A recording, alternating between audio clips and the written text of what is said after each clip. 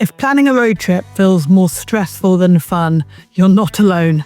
It also means you're possibly making it more complicated than it needs to be. Now, I plan a lot of road trips inside my Wandering Motorhome Club, so people can come into the group Zoom calls and they can share their itineraries, and I can give them tips on feedback on how to make them better. And time and again, I am seeing the same 3 big mistakes that people are making. Mistakes that can turn your dream road trip into stress and fight with your dearly beloved and all the good stuff that comes with that. Hands up if you've been there, because I know I have. Don't feel bad if that's you. This video is here to help you avoid these mistakes with your road trips so that all of your future trips will be stress-free and fun. Promise.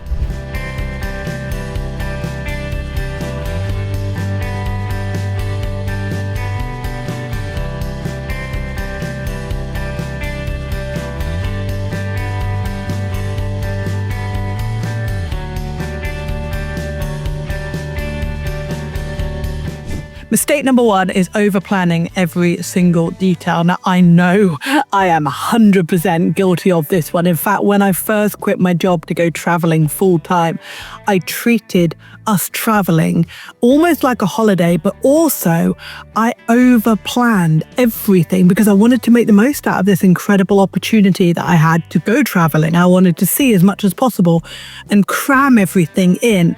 And the problem with that is that it is stressful and you get burnt out, especially if you are on a long trip. Now, it took me a few years to learn how to just slow down, even if that means you don't see everything in a country in the 2 weeks that you have got. You'll find it so much calmer and more enjoyable if you're not planning every single lunch stop, everything that you're going to do every morning and everything you're going to do every afternoon.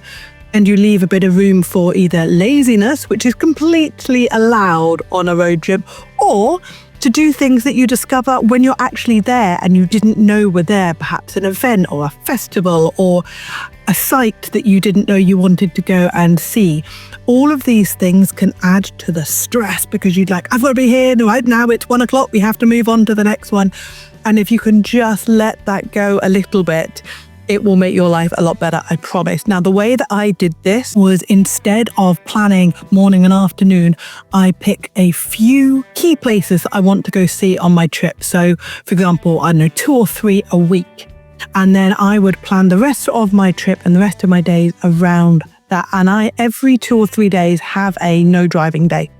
Now, that might not always be the no driving day, because I'm going to talk about this in a minute, but if I have that gap, that space, then I can rearrange my itinerary. I can do something that I find along the way. I can even, shock horror, just spend an extra night somewhere really lovely and read a book or, edit a YouTube video or do these things that I do as I'm traveling. And it just helps it a little bit calmer, and you can spend time looking around a city or around the place that you're in rather than just driving from point to point to point. The other thing is you will find that life on the road rarely goes to plan, whether that is traffic jams, whether it's road closures, whether it is something unexpected that goes wrong, not horrendously wrong, but just enough so that if you don't have the wiggle room, you'll get really stressed out because everything will start falling to pieces. So not having such a rigid schedule will really help you. Mistake number 2 is ignoring the weather and the road condition. Now, one thing that I really struggle with is the weather not going the way I want it to. It's a little bit easier when I've got more time now to travel, but at the times when I was working, we only had a week or 2 for a holiday or a road trip, and then the weather's awful. You're like, ugh. Now, the first time I learned that having a motorhome is amazing when the weather is bad was up in Scotland, and we were on the Isle of Skye, and it was horrendous, like torrential rain, really strong winds. Just not a lot of fun, especially in a motorhome. But on the east coast of Scotland, it was beautiful. And that was when we realised that actually we could change our plan and go where the weather was nice. And that really was sort of life-changing, flicked a little switch in my brain, and just made me see road trips a little bit differently. And part of the beauty and the freedom of them is that you can absolutely change your mind. So for example, on this recent trip that I've done in Sweden and Norway, as I was heading up and I was up in northern Sweden and I was planning when I was going to go up to Nordkapp, which is at the very top of Norway, it was sort of beginning of October. The weather was very, very changeable and it was starting to snow, lots of rainstorms which were turning into snowstorms. And of course I wanted to be there with the best weather possible so I could launch the drone and, take advantage of the fact that I had reached this bucket list destination of Nordkapp. So what I did was I started looking at the weather forecast, and actually I changed my plans several times. If you look at my actual trip on Polar Steps, which you can't because it's locked down for family, but if you could see it, the zigzags were all over the place because I literally started changing where I was going to go when based on what the weather forecasts were. And it worked, it wasn't beautiful blue sunshine, but for October, the weather I had there was fantastic. Part of that as well is understanding that not all roads are the same. Now, if you've lived somewhere like the Lake District or Cornwall, you understand that a 30-mile-an-hour road doesn't always mean you're going to be going 30 miles an hour. But I think when you are new to perhaps touring in Europe or touring in places that are a bit more remote, you sort of look at what Google is telling you that this is going to take you 3 hours between point and point, and not really understanding that smaller roads, often you're going a lot slower than whatever speed limit has been applied to that road. Some of the roads around Devon and Cornwall, my parents live down there, are marked as national speed limits, so 50, 60 miles an hour. You're not going to do 50, 60 miles an hour down the road, especially not in a motorhome or a camper van. So that will, of course, take your time a little bit longer between getting from point to point, and understanding that the estimated times between destinations could be longer will actually help you relax a little bit more than, again, having that rigid plan. Oh no, we're 2 hours late, it's all going wrong.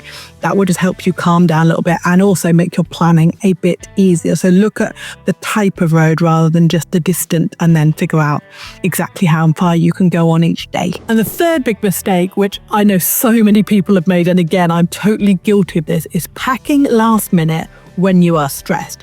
Now, most people, especially if you're traveling with your partner or your family, going on a road trip can actually be quite stressful. Making sure everyone's got all their right stuff, making sure the kids have packed more than just, junk food and their Walkman or iPod or whatever, and actually making sure that you've got things that you legally need to have and everything else. If you can do that before the last day or two before the trip, you will find so much more patience and calm, and it will not be anywhere near as stressful. You will probably still get that last minute running around the house making sure that they've actually got 2 matching pairs of shoes. I'm talking about your husband now, not so much the kids, but it can be a lot of stress and things to remember inside your brain. And if you can get as much of that off with a packing checklist, which you can grab below, I'll leave the link for you, but also with just writing your own little checklist of things that you as a family, or even just you on your own, need to take with you, whether that's meds, whether that's glasses, whether that's dog food. I cannot tell you how many times I've forgotten the dog food or the dog bowl or whatever. I mean, now I have them in the van all set up, but before that, it was just one more thing in this ball of stress. And the other thing is just writing it all down, writing lists of stuff you've got to remember to take with you. And if you can start packing it all up and getting yourself all organized a few days or even a week or two before you're going to go on your trip, it will all just be a heck of a lot calmer. Now, like I said, if these mistakes sound familiar, don't worry, you are not alone. They are all things that I am guilty of myself and I've learned from. And that's why I'm hosting my free workshop next week. You can find the links to deal with it. Like I said, it's completely free to come and attend live. And I'm going to be walking you through my process of how I plan my road trips, tips that I do to make it easier, and how to avoid stress and fight with your dearly beloved. So the link for that is below. If you happen to be watching this video after the workshop has passed, don't worry, there will be a link there for you so you can catch the replay. Don't forget as well, like I say, you can grab your free road trip checklist. I'll leave the link for that as well. And I wish you all the best and calm with planning your next road trip, wherever that may be. Let me know where you're heading off to in the comments. I'd love to share it with you. Right, thank you as always for watching, and I'll see you on the next video. Take care. Bye.